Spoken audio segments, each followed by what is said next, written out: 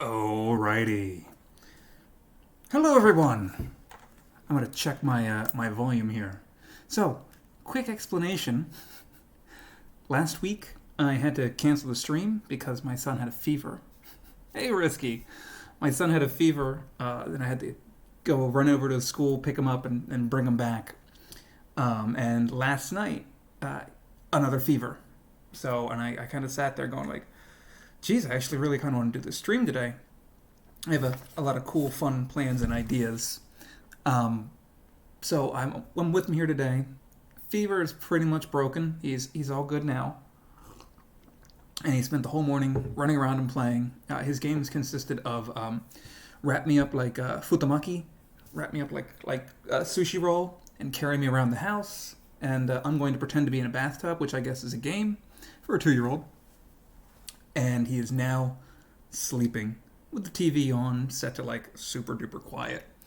But if I'm like really close to the microphone, or if you can't hear me, I'm kind of whispering because he is right over there sleeping. So, bleh. Welcome to the stream. I'm gonna get this off my face for right now.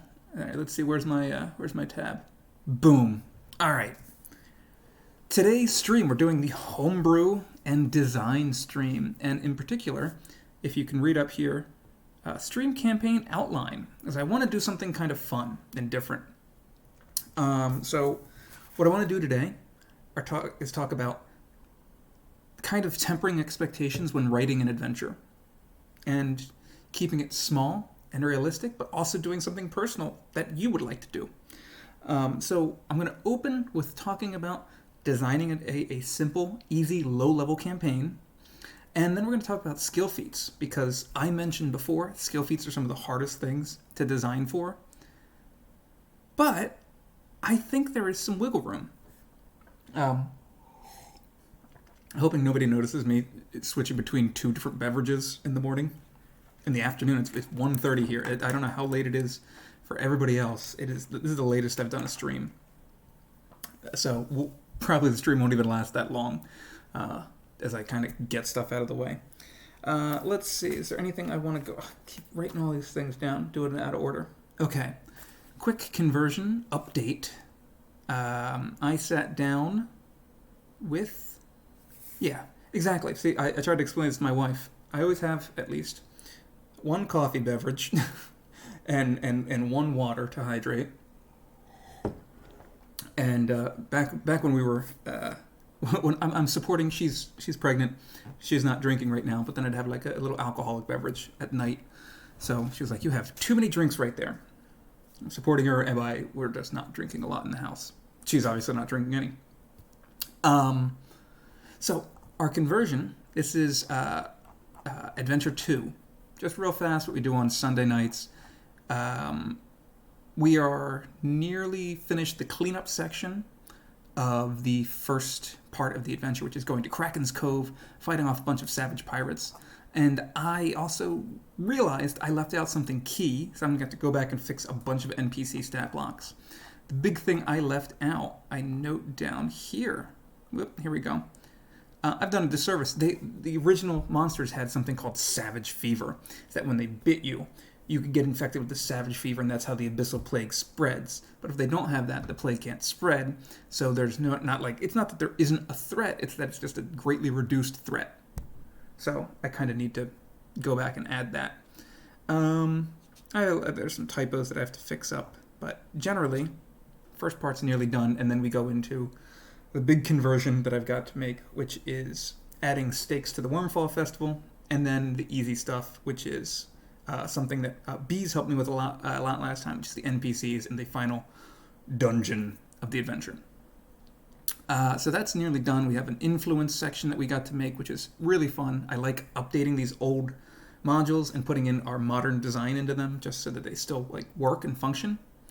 And I'm going to talk about influence hopefully today, because it's with the remaster coming up, I'm hoping we see more of it.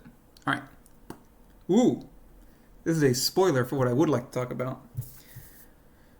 I want to write a level 0 adventure. Okay. What is a level 0 adventure? And I might be jumping the gun on this one. Because what I really want to do is do a campaign. A small, easy to manage campaign. Because every time I meet a GM who's like, I'm going to write an adventure, I go, great, tell me about it. And they go, well, the main bad guy is a very powerful Archmage turned Lich. It's like, whoa. What level are the players starting at? 1. Okay. So what that means is you're going to write a level 1 to level 20 adventure path. And they're like, yes. And I say this with some degree of certainty. I think that most GMs, when they sit down to write an adventure, they think 1 to 20. And I would like to encourage all the GMs out there not to do that. It's insane. Everyone has to play an alchemist to start up the bakery. I'll talk about that, actually. I'm going to put a pin in it. What I want to do is write a... Oh, hello. If I could... There you go. Level 0 to level 5. We're going to stop at level 5. That's actually still a lot of content. That's going to be about... if you're anything like my group...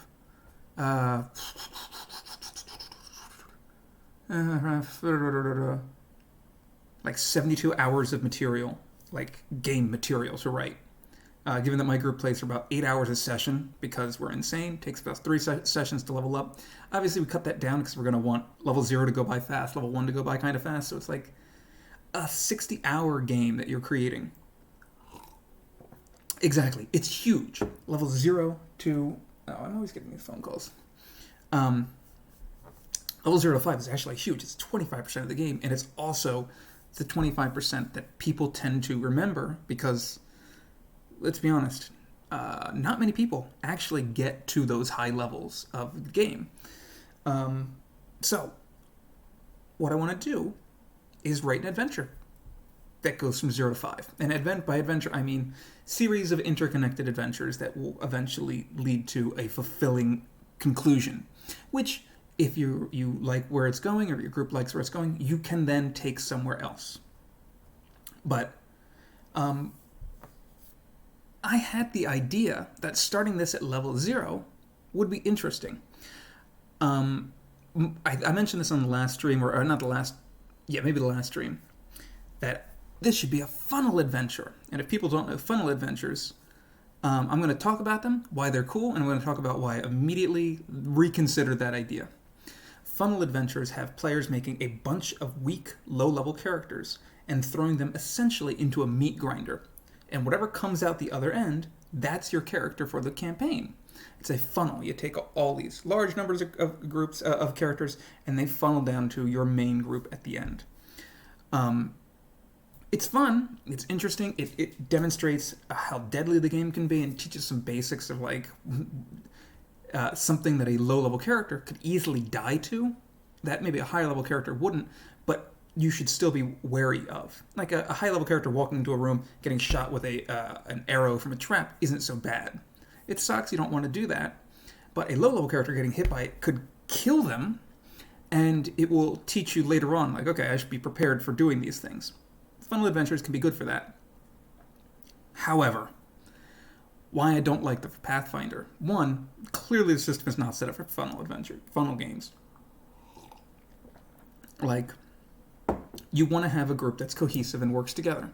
And if everybody makes, 4 different characters, and at the end, what's left is 2 rogues, an investigator, and a war priest, the team very much has to adjust expectations of what they want to play and how they want to play it. Which... for the right group, can be a lot of fun, but I don't think there are too many groups that go into Pathfinder thinking, roll the dice whatever I get to be at the end, and then completely adjust based on how the game goes. It's not the strength of the system. Now, the strength of the system is really making that character special for you. So, what does a level 0 adventure give for us if we're not doing that? It still gives us the deadliness and the teaching exactly, like...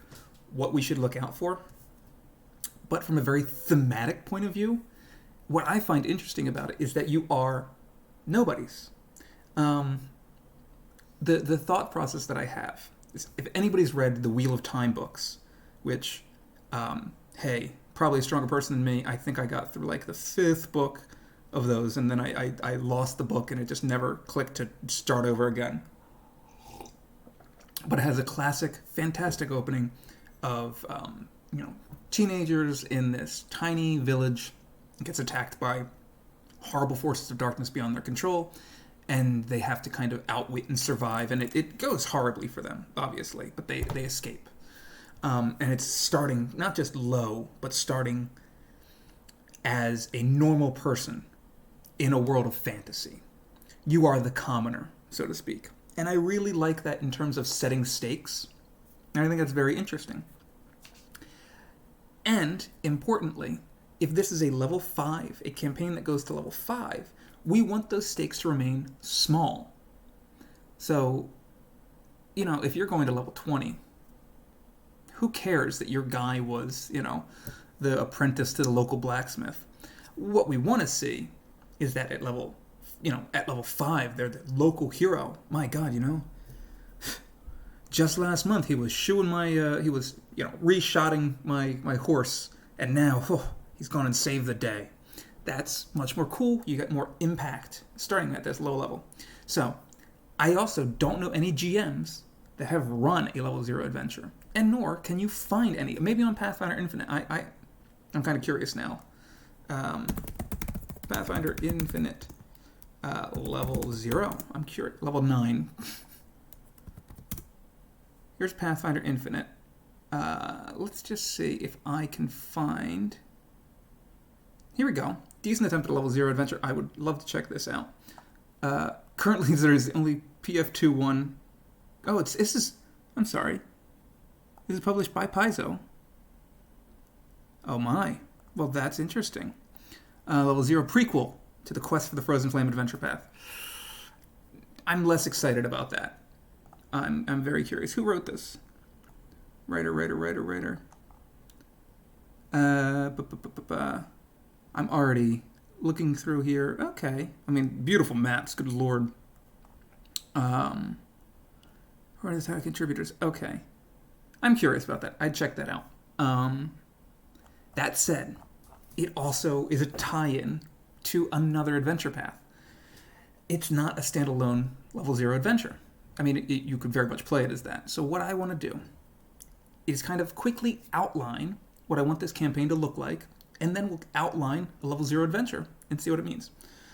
So first off, like I said, with this idea of the Wheel of Time, the players are starting in a small village. I mean, classic. We're thinking classic low fantasy. Okay? Now, when I like to write my adventures or my campaigns, I like to think and work backwards. What I mean by that is, what are the players going to accomplish by level 5? What do we want them to be that capstone to their adventure? And the easy answer for that is the bad guy, defeating the bad guy. So who's our bad guy?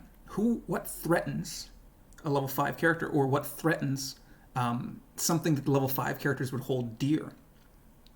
So what I'm going to do is I'm going to go over to creatures.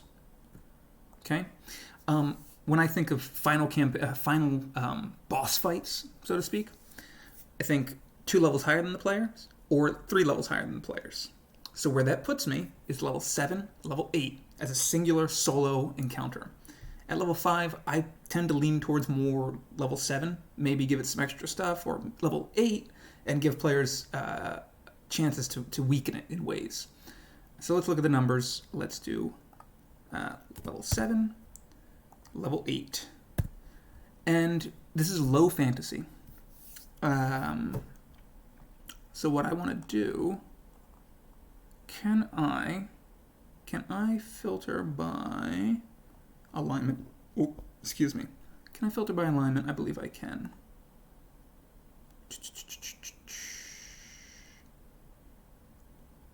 Oh well, you know what? It's fine. We can just look. Okay. So looking through, we're average, these average sort of creatures. We're tossing right. Obviously, we're not using Abendego brutes. Avothians, these are the demons, the dinosaur demons. I mean, I'll go through these. These are essentially the aboleths, which can be very interesting, but I don't want to get into the realm of Lovecraft and cosmic horror. I actually have something in mind, and I'm going to kind of just skirt around it, because I think it's a very good idea. Classic assassin. I don't want to do humanoid villains, because, again, classic fantasy. Black pudding, God no. We need something cunning. And for me, what I like, I'm gonna cheat in a second. I'm just gonna get right to it. Desert Drake, no. Drasmog the Damned, no. Spoilers. A Singular Drought, no. Here's what we're gonna do. Hags. We're gonna go to the creature family Hags. Ho ho ho ho. Here we go.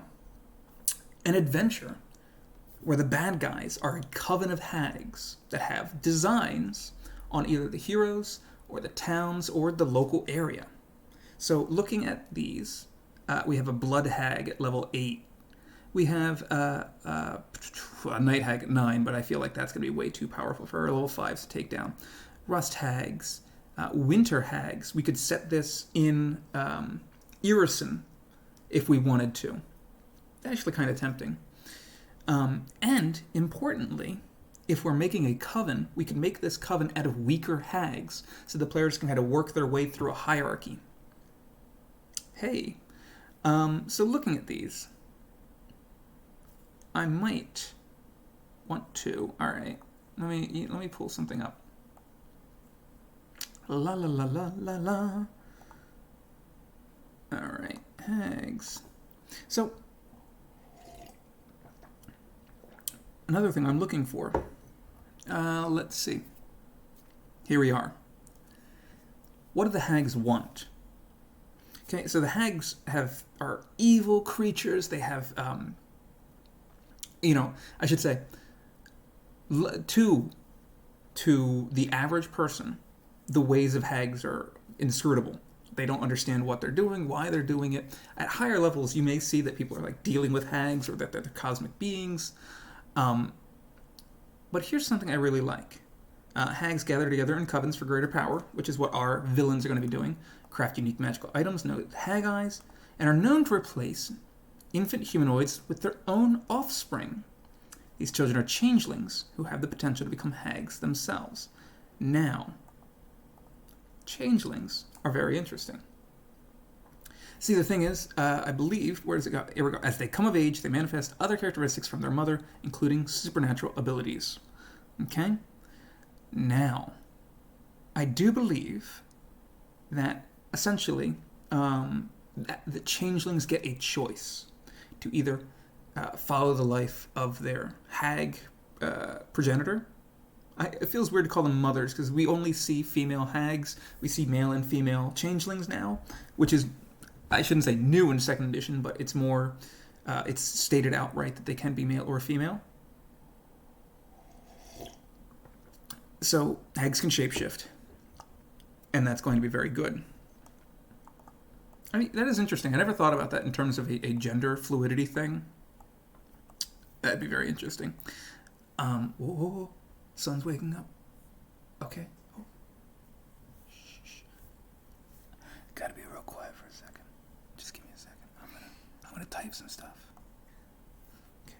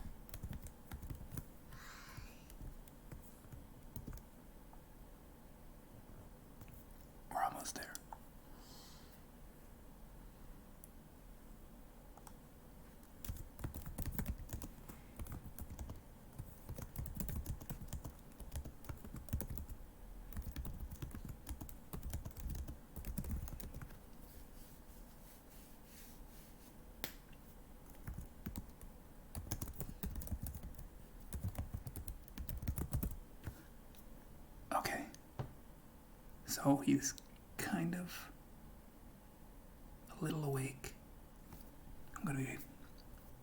So what we've got here, this has got to be the weirdest stream. Welcome to Azur's ASMR stream. I hate those noises. I'm sorry. So what we've got is potentially this winter hag running the whole business. Okay? And she's got her lackeys, a sea hag and a storm hag. And the players can kind of feel as the way they ascend up the ranks, fighting through them, which I think is very exciting and again, classic fantasy. Taking a look, I want to see something about the winter hag. Okay, I think I'm okay. Here we go. So something I like in classic fantasy is the search, the hunt for the weakness. So something like cold iron and fire gives me an idea. Okay? We want to take out the winter hag. The players will know about this winter hag. Oh, I'm going in a weird direction. I talked about the changelings and I didn't finish up that thought. Changelings can essentially choose to embrace their nature or reject it, whatever that may mean. And I believe that you can, if they embrace it, they can become a hag. If they reject it, they can remain a changeling. I could be wrong. It's been a while since I've read the lore for changelings, and even though I have it right here, this is not exactly... Yeah, those who remain ignorant of their origin may find themselves... Yeah, here we go. Women in particular are vulnerable to the call, a psychic influence that urges them to abandon their mode of life, join the hag's covenant, and eventually become a hag. Does not say what happens if they fully resist it. So, that can be a thing.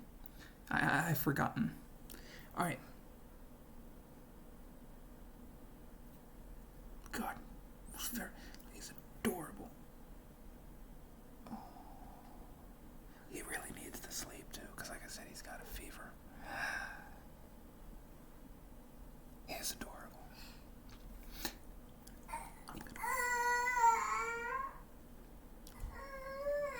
James, 大丈夫? I'm just going to speak a little Japanese. Hold on a second. James, come here, bud. 大丈夫ですか? 起きた? Come here.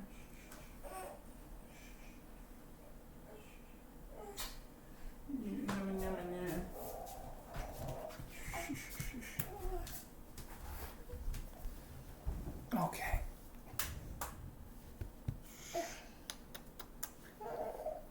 James, meet there. Is it okay if I show you off a little bit? Yeah, you're not feeling too well, right? Takai? You want Takai? Okay, chotomate. Look, who's on screen? Look, who's that? Dare? Dare desu ka? James, dare? Can you say hi? Oh. Koi desu ka? Alright. I'm gonna go for a second and put him down for a moment. James? Netai desu ka? Dame? Papa, 今少し忙しい。大丈夫ですか? 1時間ぐらい? いいですか? そっかな. 見て. Oh, my buddy boy. Okay. Bud? So he's a bit sleepy still, obviously. Just woke up. Hey, bud. It's okay. Oh. He's saying, I really want to play with Dad right now, but he can't, he's not in actual playing shape. Here, I'm going to put you here. There's Ampaman. Yeah, mokomoko hoshii ne. Shirokuma. Mama-chan hoshii? Yeah? Hold on.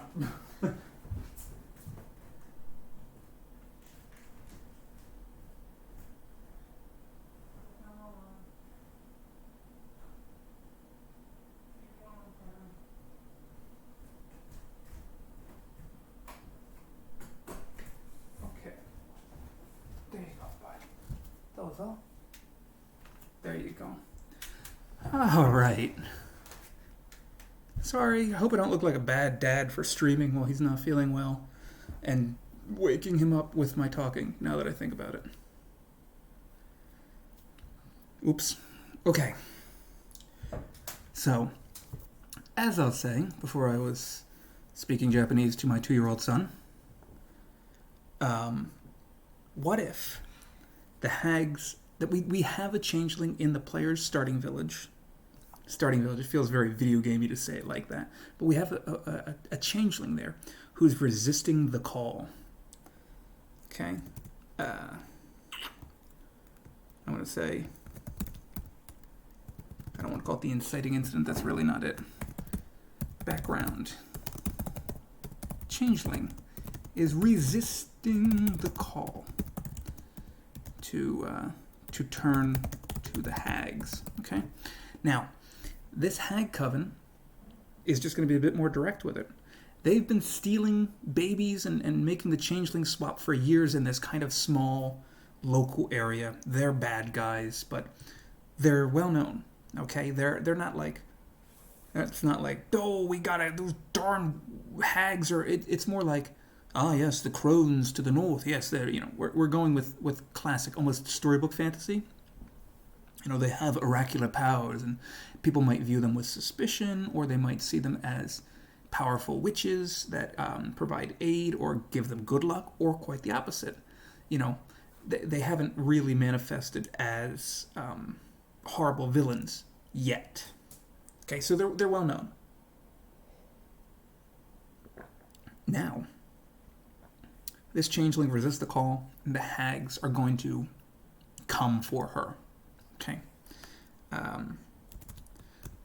The hags decide to come for the changeling. This involves. Let's look at what these hags can do. Let's get a storm hag and a sea hag, because there's one I'm looking for here. If there's anything interesting. Here we go. First off, if they've got covens, cold to cold, solid fog, wall of ice, very powerful. Good lord. Enthrall, charm, these are helpful, but very powerful. Good lord, that is powerful. Sea hags, anything? Mariner's Curse, Water Walk. Yeah, sea hags are not the powerful ones there. Alright, Lightning Storm, Mariner's Curse. A lot of Mariner's Curses here. Gust of wind, I was hoping there was going to be some sort of controlling animals. I think that would be very interesting. Then again, when it comes to covens, we can, I'm not sure if it says it, but we can change coven granted spells. But what I'd like it to be is that for low level characters, for level 0 characters, our enemies should be animals. I know that sounds grim, gruesome, but wolves come to attack the town as the hags kind of ride in themselves, give us the girl and your village will be spared. And then it leads to, players kind of proving themselves as heroes in a first brief encounter. The hags leave. You have until the end of the week to return the girl to us, to our fold, to our coven. And Volks. Oops. And then the players will get their apprentice levels, which I'm going to talk about. They're apprentice skills, which I'll talk about in a second. Okay, so let's write that down. This involves a brief show of power from the hags as they demand the changeling. Okay. Gives the village a week to make their choice. The girl or death, something like that. Okay, no comment needed there, but hey, we're spitballing stuff. The girl or death. Okay. Mechanically, at this point, PCs will gain their apprentice abilities. Okay. I probably shouldn't be writing all this out for the outline for the entire campaign. I'm going to talk about apprentice abilities in level 0 in a bit. Okay? So, then there is the concerted attack on the village. Okay? This should be brutal. You want us to get your Grim Reaper. Okie dokie. Yeah. The Growing Death. I love lesser deaths, and people complain about them all the time. They really shouldn't. Oh, this is a rare creature. Well, it's so powerful. It really ruins the game. The balance of the game is completely off. No, that's fine. Anyway, then there's concerted attack on the village. Now, low level opponents. The classics like goblins, skeletons,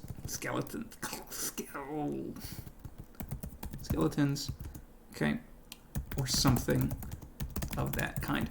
I balk sometimes at goblins because goblins are now a character race, and it feels character ancestry. Really, it's hard for me to kind of click over sometimes.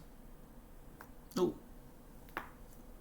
sorry, my neck does that. Speaking of skeletons, that's probably got to be disturbing for anybody who saw that. Tilt my head like a full 90-degree angle to crack my neck. I feel we were like goblins or kobolds being used as like mook enemies because we have them as ancestries and kind of painting them with this broad brush of minion status that kind of get knocked over and their gold is all taken. You know, same goes for orcs. We don't see them much as low-level villains anymore. Which brings me to the next thing that has become somewhat frustrating for me, is that design space.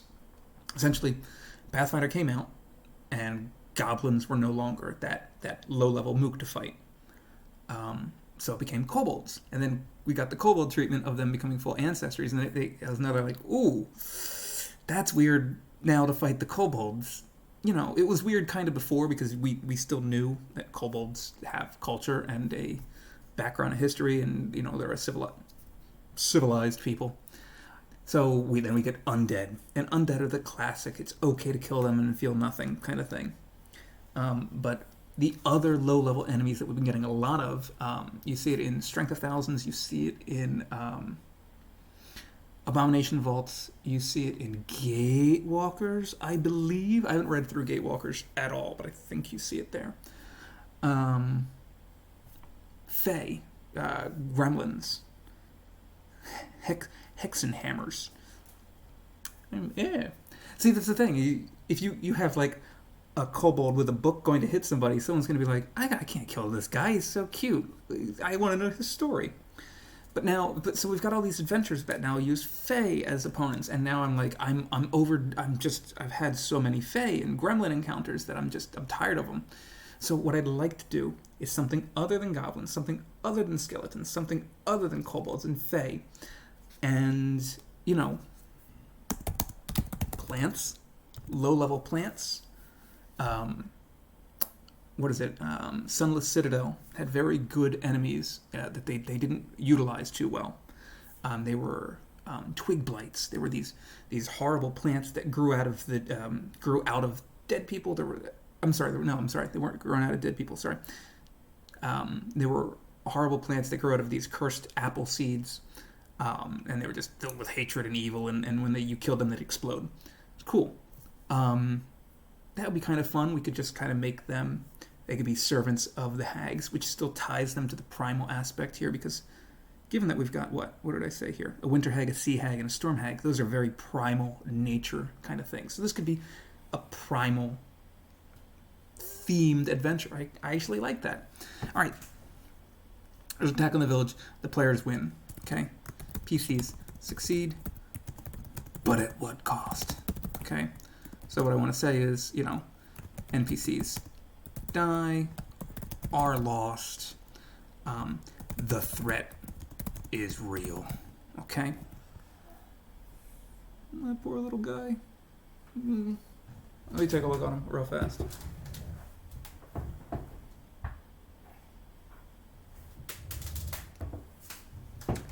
He's all right.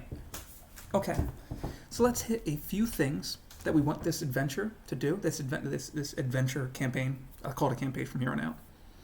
Okay, for me, cooking cod.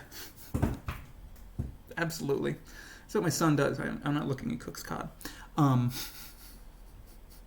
was I thinking? Oh, so when they succeed, okay, at this point, PCs are full level 1 characters. The game has now started. Consider that the prologue. The title screen starts to roll now. Bum, bum, bum, bum, against the hags. Totally stole that one from AD&D, or OD&D. What do we call OD&D anymore? Anyway. So they're full level 1 characters. And now, what's the reaction to that? We can't just send these local heroes to go kill the hags. That's not going to happen.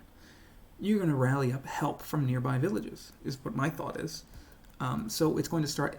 What I really want to do, and this is very much a me thing, and other GMs can absolutely disagree, a non-combat adventure, or at least half of an adventure, with no fighting and killing, using diplomacy, using deception, using intimidation. I really think that'd be interesting. I'm going to say, must go to nearby villages, asking for help. I'm going to say non-combat adventure. Okay? This, you go to the village, boy, we'd love to lend you guys some aid, but we got all these problems out here. We got to tend to them. Oh, we'll help you, or appealing to a council in a larger city, and we have the fun influence game using some of these skill feats we don't get a lot of use, like Glad Hand and Hobnobber. Okay, I'm gonna say look at diplomacy skill feats. See, this is exactly what you're getting. Yeah, exactly what I'm getting at.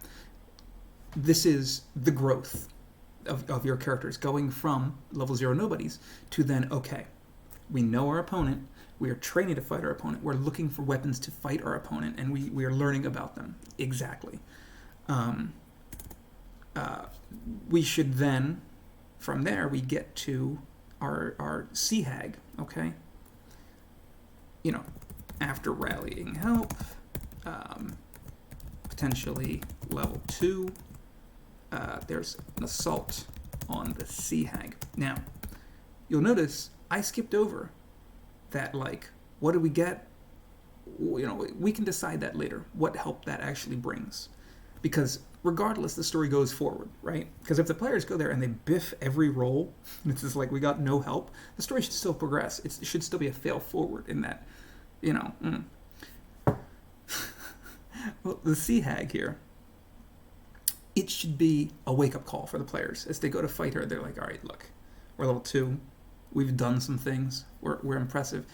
And she should not be a pushover. Let's see the Sea Hag here.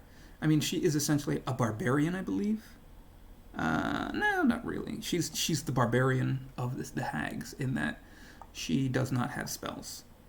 And yeah, ooh. This is a very nasty gaze. I like that a lot. And by the way, boom, love that art. Oof. Spooky. Tasteful censorship. Yeah. So this is not what I would say like an introductory adventure for people, but one that you'd play for your group that they kind of know the system a little bit.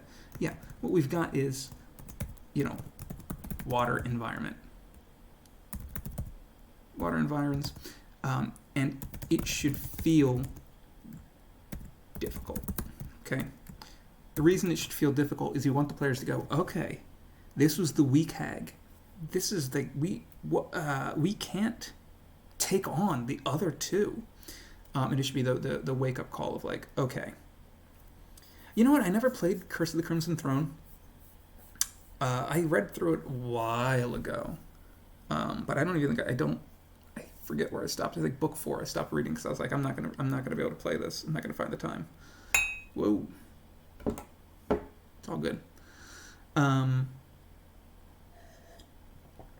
So it should feel difficult because players, potentially level 3 at this point. Okay. Let me bold these. Yeah, yeah. Well, it's funny. I mean, the server started with the slithering when Corona started, and we had lots of like, ha ha ha, this is dark to play it like this. But that worked all right. Um, Boy, the slithering. It's weird to think that we. It's such a shame. I think the slithering had a lot of potential. It ended up being not one of my favorite Pathfinder adventures. I think the setting's really cool, and I think I want to do more with Keyboy. But I don't know. Keyboy didn't get enough love. It's like, yeah, we're gonna be looking around Keyboy for the first part of the first chapter, and it's like, time to leave Keyboy. Oh, all right, where are we going? That cool demon-infested city. Yes, I can't wait to go. No worries, we're abstracting the whole thing and just in one small part of the city. Oh man, that's a shame. That's a dungeon. Good. And then you're gonna go back to the same dungeon you were in Keyboy. Oh, so it's 3 dungeons. Yeah, but with oozes. Oh. I feel like we could have done more with this. Yeah, but we didn't. And it's Ron Lundeen, who is a very great writer, and there's nothing wrong with it. It's a fine adventure. It's just not one of my favorites. There are so many awesome set pieces that just slide off my mind. Like my favorite set piece from the Slithering was one that I don't think anybody would call it their favorite. It's just you have to cross a bridge that's half covered by trees. By leaves, you can't see the other side, and then 3 jungle drakes come out and attack the party, and they're flying, and it's at that, I think it's level 5 or 6, so players are just getting access to ways to deal with flying, and if they don't, it's a very interesting skirmishy fight. But beyond that, there's not a lot that I remember about it in terms of interesting moments. The Slithering just kind of it's I give it a 3 out of 5. Sorry. Weird tangent. All right. Potential level 3. The players should, at least the first adventure at tournaments. Yeah, I'm excited to be running Follow Plaguestone now. We've got Dawn. Oh my god, I've just blanked. We've got Dawn, Poison, FMFF? No. Oh my god, who have I got in there? The One Who Knocks. Dawn, Poison, The One Who Knocks, and Tawdry Monster in that one. I'm excited because I haven't played with Dawn in a really long time, and she's always been really great. And The One Who Knocks is new to the server-ish, and has been just fantastic.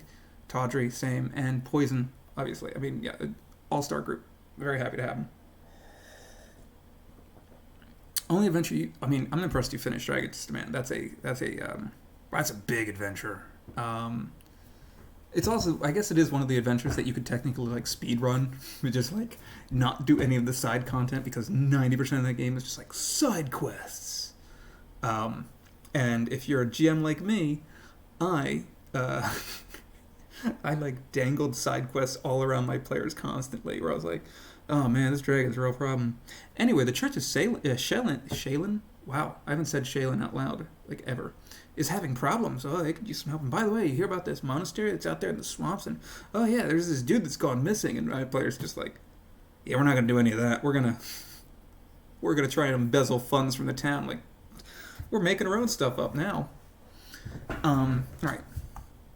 Players should get a lead on ag weaknesses, a special magical weapon, history, etc. To hunt down. This would be the dungeon crawl, okay? We're putting a dungeon crawl in because, players will eventually want one.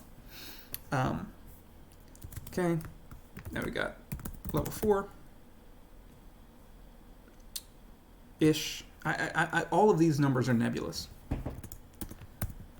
Okay, and we can leave a lot of the last stuff vague and fill in the details when we get there. Hunting down the Storm Hag, level 5. Taking the battle. To the Winter Hag. Boom. Done. Okay? So, the way this works is that we learn about our setting a little bit. At level 0, we get our stakes.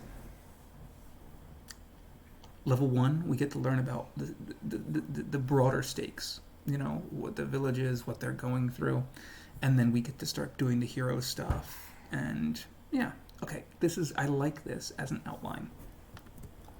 Okay. My son's laying on the couch and he is perched right there on the edge, like he could just fall at any second. Okay. So, let's get rid of these hags. And I want to look at level 0 rules. I'm checking my time. How much time do I got? It's so late. I'm surprised anyone's awake watching this. So level 0 adventure, I wrote down some notes. You're going to start with nothing. First off, you get your ancestry and your background. You don't pick a class. This means you're not getting that class ability boost, which means your highest ability score is going to be 16. If you put, everything into it, you fully invest into it, that's going to be 16. That's your ancestry boost, your free boost, and your background boost. As well, trained. That's it, in everything. Perception, saving throws, unarmed defense, and one simple weapon. Okay? You may notice, you are not trained in any armor. And what this means is that unless you somehow get your hands on some really heavy armor, your armor class is not going to be that high. I think you're going to be getting... Oh, I made some notes on highest it will be. Took some notes here. Highest armor class you can get is 17 if you have a dexterity of 16 and you're unarmored and you have a shield raised, which doesn't sound bad, but that's a full dexterity investment at level 0. So the way I did it, I made a character real fast, real brief. I got my armor class to around 14, which I feel like that's where the average is going to be with the characters. 14 or 13. Which is not super great. Which means a lot of crits are coming their way. Here's the next pain point. A level 0 character adds their constitution modifier to the ancestry points, and that is it. Again, looking over here, our hit points are going to go from 5 if you were like an elf with a constitution of 8, or to 13 if you're like a dwarf with a constitution of 16. Though, that's not a lot. Let's take a look. Let's take a look at the creatures again. This is like, here, giant rat. Creature, level -1. That's as low as they go. This is going to hit us for 1d6 plus 1 with a +7 to hit.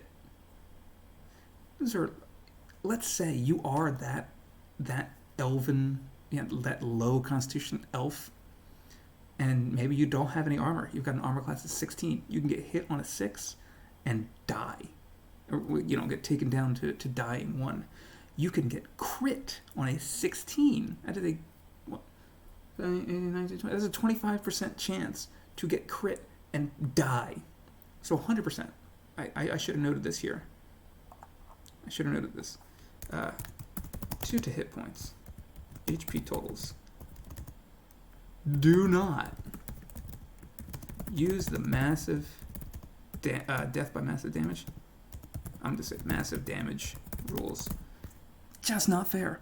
Absolutely not fair. If anybody takes a crit, they're going down immediately. And I should also provide ease of healing. Okay? Because, like I said, anybody eats a crit, quite easy to do here. They're going down 100%. And our skills are not going to be great. I mean, our best skills, let's see, are going to be between a 1 and a 5. If you put any investment in it. If you put 0 investment in it, you can go from a -1 to a 5. To get that 15 that you... Yeah, to get that 15 you need for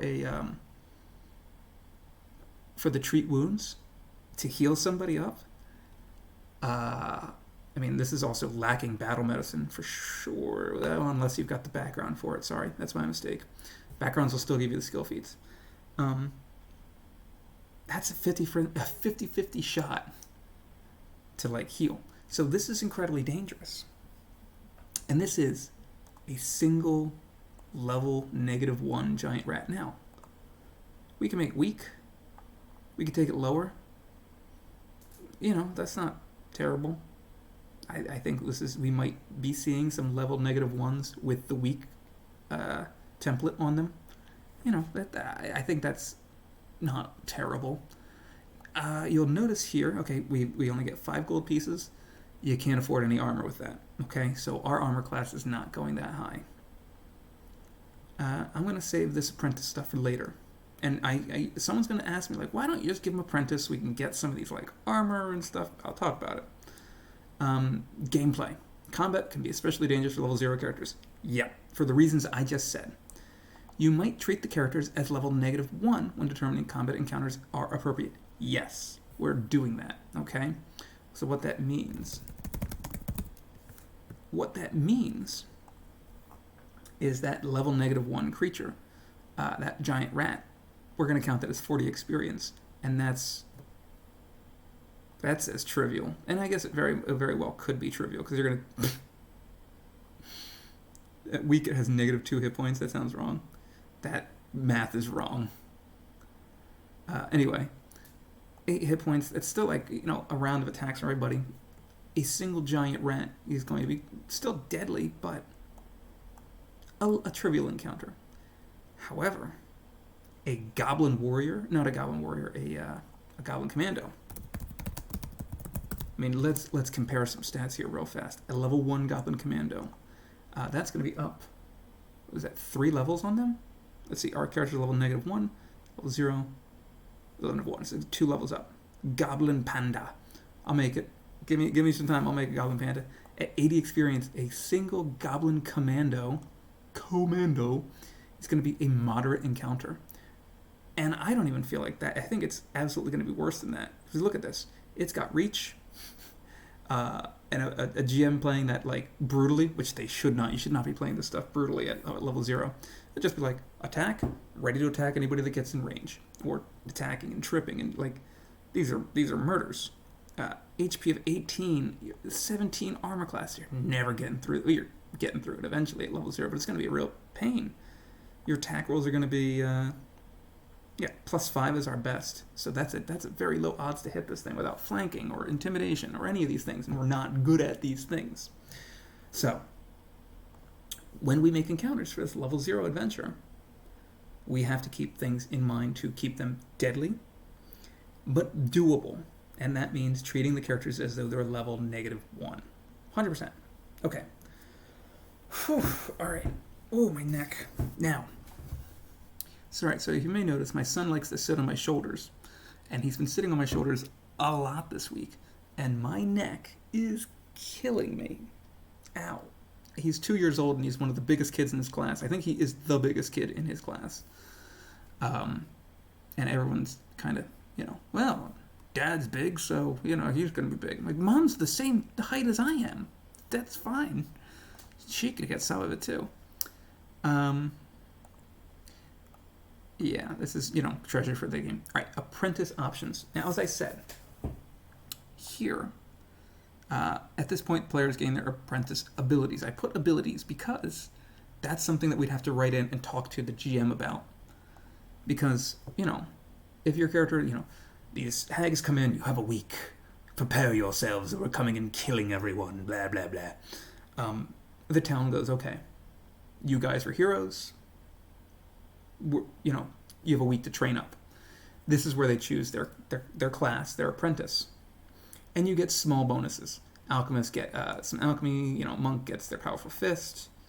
Martial classes gets access to, finally, some light armor and more weapons. But spellcasters is where it gets weird, because you get some cantrips. But you can't train to be an oracle. You can't train to be a sorcerer. You can't train to be a psychic. Okay, so a GM should, talk to their players, know where they're kind of aiming with their characters, and plot this out so it doesn't come out of left field. Maybe that the game starts and the player who's an oracle is hearing voices, in their sleep. or having visions. Oh, I see a world in flames. Everywhere I look, maybe I saw these hags coming and boom, their powers burst into life. The witch character is visited by a crow that lands on their windowsill and goes, you're being called upon. And I also think it's a little funny for the wizard to just, one day be like, well, I took a week with a spell book and now I know magic. And I mean, that's not the time frame for sure. So you should, I want to say the word is lampshade, but you should, what's the word I'm looking for? Not preface, foreshadow these events happening a little bit. I'm going to even make a note of it where, okay. GM notes, foreshadow certain classes in the group so they don't feel so strange. Okay, these are things to keep in mind. Yeah, due to low HP totals, yeah. Most lower stats, DCs and armors around 12 to 13 area is likely the best. We don't want to have DC 15. Let's look at the level-based DCs. At level 0, it says DC 14. I disagree. I think we want to go lower than that. Like I said, our highest level abilities are going to be +5. So you need to get a 9 to succeed on that if, highest level. Generally, they're probably going to be sitting around 3s or 2s. 3s, 4s. I'm okay with putting the DCs lower to 13 or 12. We want our players to succeed. They're not heroes yet, but they should feel like they're doing things that are heroic despite not being heroes. All right, let's start outlining the adventure. Okay. Town name, I think I'm jumping the gun on this. All right, here's what we should start with. The adventure opens in a small town as of yet unnamed. And we can always get to that. With the players, PCs, meeting various NPCs around town who will have a role to play in the adventure to come. Okay. There should be a written encounter for the PCs to meet the changeling Chickapeep. I'm not sure. I like. Okay, let's work with that. Let me write there. Put some notes here. Chickapeep, maybe not my favorite name, but I do like known for apple orchards and cider. Okay. Town. Whoa.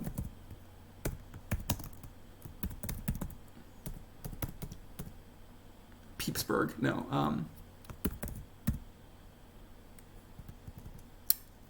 I always felt like Plaguestone has Etrin's Folly, which I really like, and I believe it was originally not Etrin's Hill, but it was something like that. Etrinsburg or something like that. I like these names. Somebody's just like, I named it after myself, and then like local monument, but I don't want to keep doing that. Chikarin, Chickasticks. If anyone's, I might be just old. Chickasticks. There we go. Chickasticks. Anybody ever eat these? These are like coconut? Like coconut candy? Really good. It's like the inside of a Butterfinger. Really good. Also, old people food. Level 0 adventure. Adventure. Okay.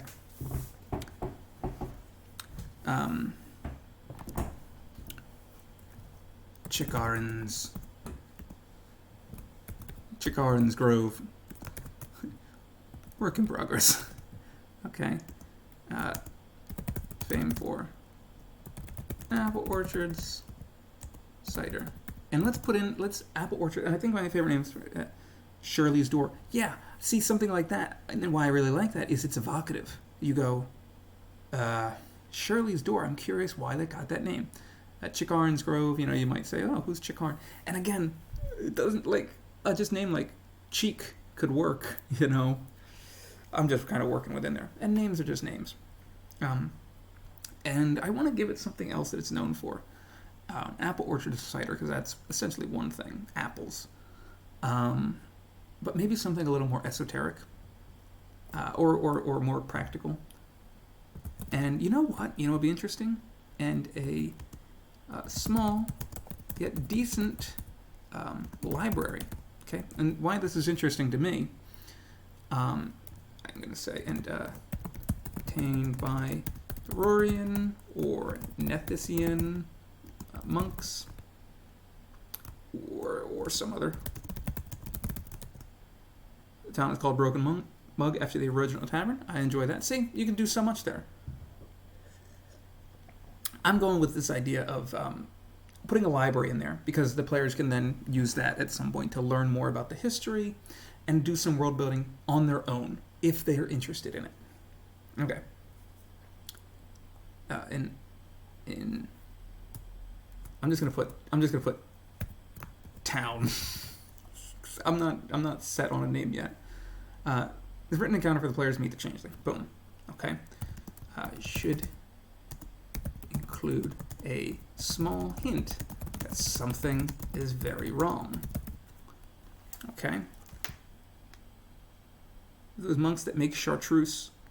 We have those monks that make chartreuse? Like the dye? I don't know. The thing is, the more I know about Galarian lore, the more... The chartreuse is a drink? What? Chartreuse. Okay. Oh, look at that. So it is. Chartreuse always feels like a red to me. I didn't even know that. Look at that. Chartreuse liqueur. The more I learn about Galarian, the more I realize I just don't know. Like, who is it? The Keftu on the Paizo forums who just knows all the lore. And I'm like, I think I know a lot. And then she'll say something, and I'm like, I have no idea what that is. Like, I didn't know that. So, anyway. Yeah, she's man, oh man. She just posts things, and I'm like, are you making stuff up? And I'll Google it later, and I'm like, oh my god, how does she know all of that stuff? This is insane. I don't go to the Paizo forums that often, but when I do, there are certain people that definitely stand out, for better or worse. Okay. I want to include at this point a small combat encounter. Okay. Just to, a warm-up, trivial, low. Alright? Something easy for the players just kind of get into, okay, this is how we're going to be doing things. And as the person who's playing... Yeah. Yeah. There's my trick is when I have players that don't know Galarian, or even if they do know Galarian, I state things with absolute certainty, and in the middle of a game, and then afterwards I'm like, all right, let me make sure, and then look it up, and then if I have to go and say guys, I messed up, I think what was it? Did 4th edition have? So I had a player. Yeah, no. Where at some point. Oh, I think it was when I did Pathfinder. I'll get to that one that little bit later. I had a friend that loved Moradin, and then we got into Pathfinder, and we just started saying Moradin was still in, and then I was like, actually, it's pretty much Torog now, and he wouldn't accept it. He's like, we've been saying Moradin for a full year. I'm like, yeah, but it's Torog, and it's very different, and yeah. And then it became a Gormite, so whatever. At this point, include a small trivial encounter. Now, going back, actually, I'm going to keep that open. Don't want to keep that. I don't need that anymore. Game Master, let's go to creatures. Yeah, It's exactly like if it's just it's dwarf. Yep. Low -1, low -1. Okay. Oh my god, look at 72. That's actually pretty decent. Most of these are NPCs. Most of these are NPCs. Oh, Bloodseekers are still around. That's. Huh. I'm kind of curious. I'm gonna tab this Bloodseeker. Because if we have a, like a sea hag having a swamp nearby and maybe, the Bloodseekers, much like Mosquito Witch, kind of being a part of her deal is very interesting to me. Obviously you wouldn't really think too much about it. Like, oh, geez, what a horrible thing to come into our town. Flesh-eating boot. So my original thought was when I was just kind of brainstorming in bed, I was like, what if I just pick all the animals and have them fight a bunch of animals? And then I was like, that would actually feel kind of bad at a certain point. For instance, let's look at the animals. Or it's under B. Oh no, it's animals. There we go. So here's our animals: beavers, Eurypter, Euriptid. I'm not sure exactly.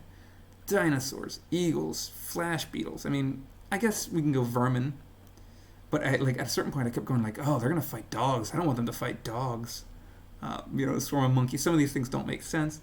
Getting attacked by a raven is pretty. Ooh. Getting attacked by Fugu. You know what? I kind of enjoy. Let me see this. As an opponent, is a raven interesting? Huh. I think it might. Here's the one problem I have with having a raven as an opponent. Fly at 40 feet with level 0 characters, and you get one weapon. Child, you're gonna knock yourself out. He is hanging on that sofa. All right. Hey, bud. 大丈夫ね? Okay. Give him a one action, just blind an opponent for a round. I mean, that's not bad. Okay. Oh, it's a heck of a cough, bud. 大丈夫ですか? 布団に寝たい? 布団で? Right on the floor? いいかいいね? Okay. Okay. I'm gonna say here. It's not even a giant raven, it's just a raven. Servant of the Hags. Sent to scout out. Oh, you know what? I'm gonna mute and just take care of him real fast. Hold on.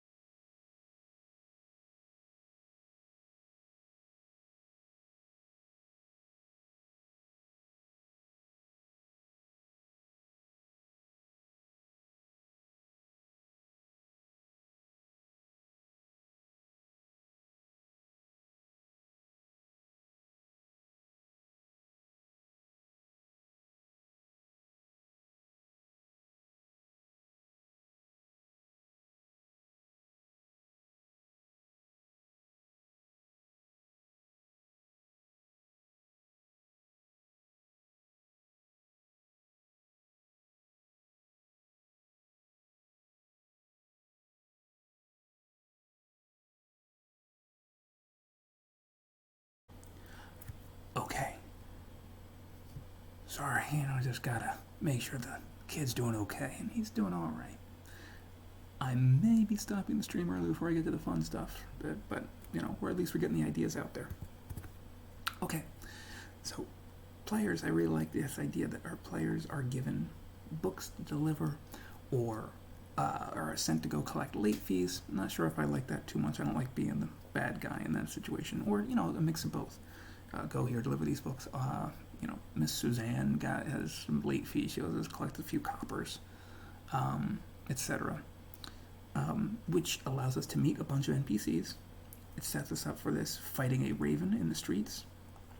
I mentioned that this flying could be potentially dangerous, but I'm interested to see. It's I think it's okay. Okay. So they're also solving problems to kind of establish that they're not do-gooders, so to speak, but that they're members of the community and they get to use their skills. So it's not just fight and then lead into more fights later. There's going to be a debate at the library using knowledge skills.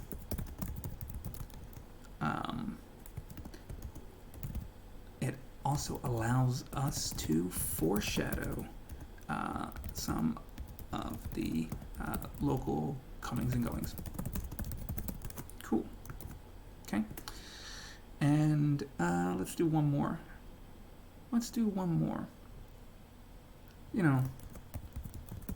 Unloading and loading of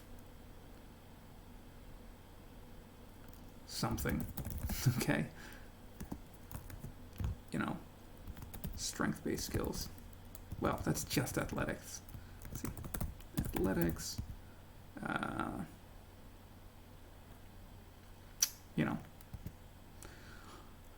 want there to be a complication. Include a complication here. Maybe something in the load that shouldn't be, or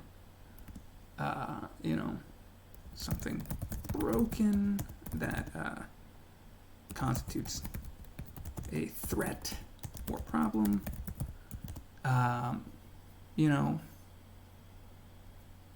Workers shirking their duty, Okay, there. Now, what we have here is the introduction to the town. That's what this part is. Introduction to the town.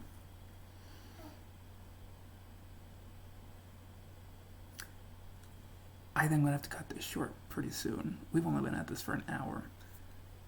But I want to at least get to the hag's arrival, okay?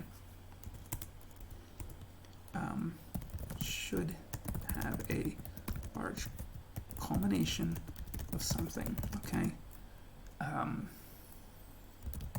Librarians talking about bad omens, changeling, caught screaming in town.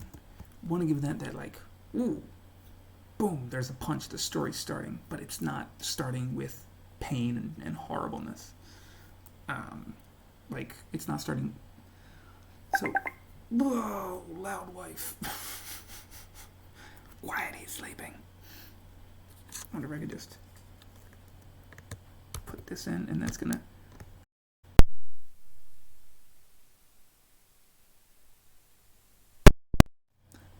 Okay, shoot, I'll just mute her.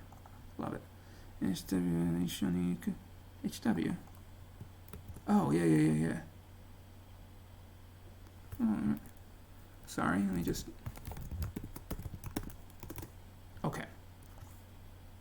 There we go. Sorry. Been handling a lot of stuff here. Caught screaming in town. Wrong disturbance of unusual weather. Okay, something's up. So the players aren't caught too off guard when the hags attack. Now, I've heard it said, and I agree, the best way to start an adventure is by rolling initiative. I agree, to a certain extent. If what you want to do, oh my goodness, if what you want to do is tell us have an adventure, start to finish, boom, boom, boom, boom, boom, go, go, go, go, go, and your adventure is going to be kind of like combat based, and it's very exciting, and I think that's good. I want this to be a slow burn. I want this to be an interruption of normal life, and you cannot have an interruption of normal life without showing normal life. We have this interesting town, honestly, just including library, and not to overlook the apple orchards and the cider. Oh, look at that, look. Unloading of, hey, apples. Cider, okay, ta-da. Worker, circular duty, cool. We already have a few points. This right here is maybe an hour or two of play, depending on how you do things. Exciting. And the game can begin. Now,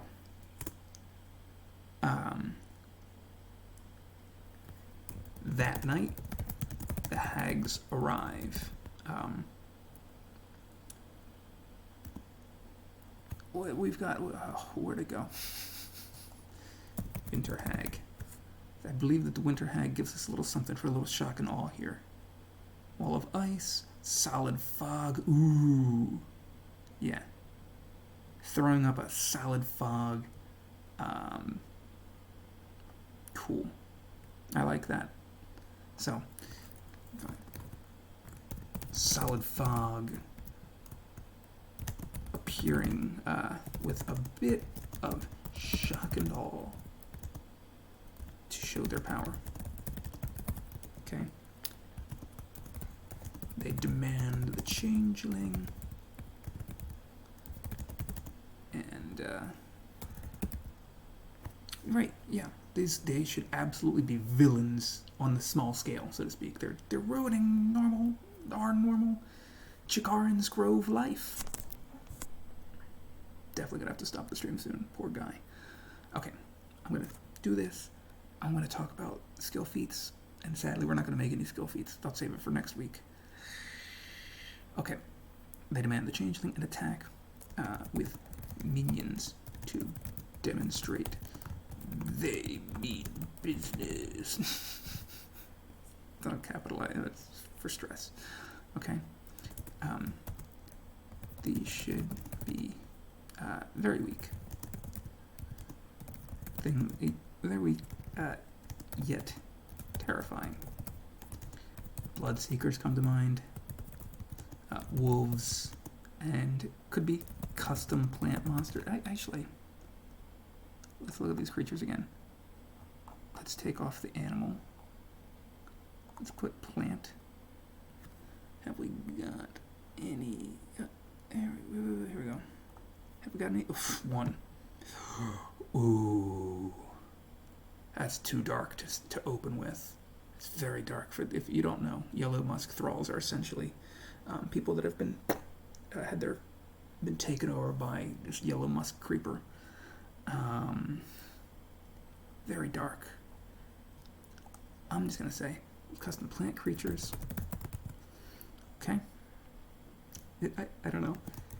I'm gonna put yellow musk thrall. Too dark to open with.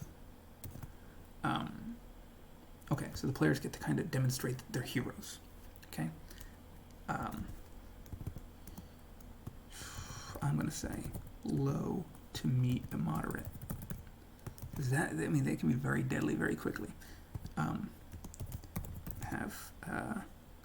other NPCs there to help if the PCs get in over their heads. Boom. All right, there's a safety valve. Things start going poorly. A player eats a crit and goes down immediately. We've got, okay, the guard comes in and they start helping out. Okay, we want the game to progress. This is not like we're going to play this game hardcore. It's hard enough at level 0. Okay? Town council calls a meeting. NPCs that we met should take a vote. Vote ends with PCs should get a chance to sway the council's vote I'm going to put fail forward design here because we want them to be able to feel like they've impacted things, but we cannot really say, and then they tell or they all mess up, and the town's like, you're right, we cannot fight these people, we're giving the changeling over. But we should do some fail forward design. Things like they might rally the town so that less, that more people show up to defend the town, so they have less things to fight later. Okay.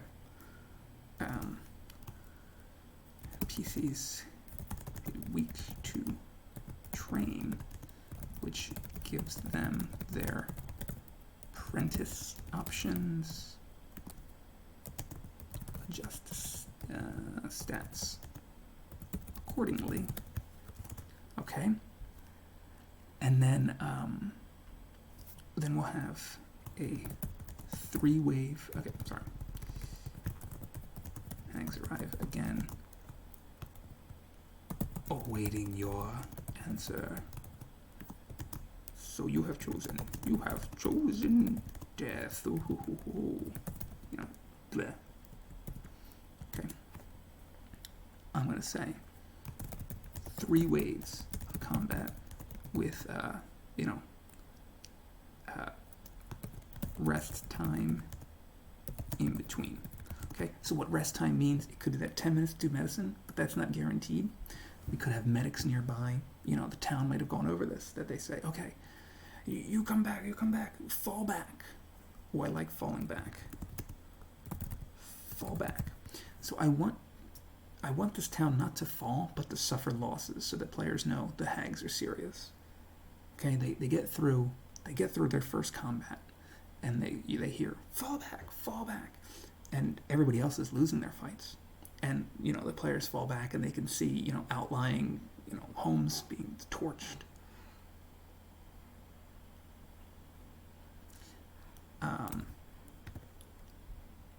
Yeah. Starting off trivial, low, moderate. Okay. 3 fights, then we go.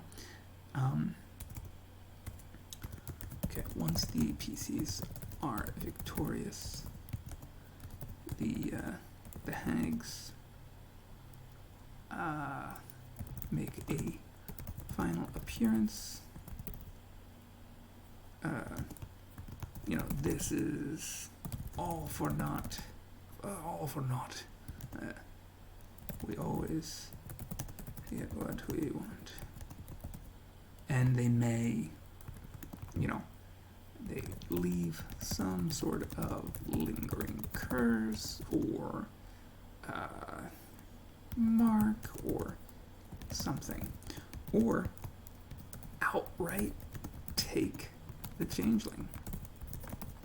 Okay? Becomes a very, I don't like rescue the maiden, the damsel in distress, so to speak, but it kind of works in this situation, so that could also be done, I don't like the idea of doing your best, working your hardest, succeeding, and then losing anyway, so I much more prefer that they just be like, we have a reason to go after them, and that reason doesn't have to be, we lost, and we're just going to get revenge, so to speak. Okay. And then PC should get level 1, and the game begins. Okay, so here's our outline. This is a 1-page outline. If you handed this to me and said you have 1 day, or you have 1 hour, run this game, I think I could do this. Okay, I'd jot down some NPC names and some personalities and go for it, and then fill in the blanks with these encounters. That's not hard. But we have more than 1 hour. So next week, we'll fill this in detail-wise. We'll come up with some NPCs, we'll come up with some encounters. I got it. Okay, real fast. I did a poll, a very informal poll, on legendary skills. Skills that people want to max for their high-level characters, the 3 legendary skills they take. And these are our responses. I want to talk about skill feats today and see what skills need more feats to kind of interact with, or so fill in some gaps. So next week, time permitting, we're gonna look. We don't need athletics. We don't need a. I'm trying to rush this. I'm not explaining this well enough. We're going to do this next week. If you can hear my son, I gotta go. Guys, this has been fun. Really sorry to cut this short, but I'll be back next week, and I'll be back on Sunday for more conversions. See you later!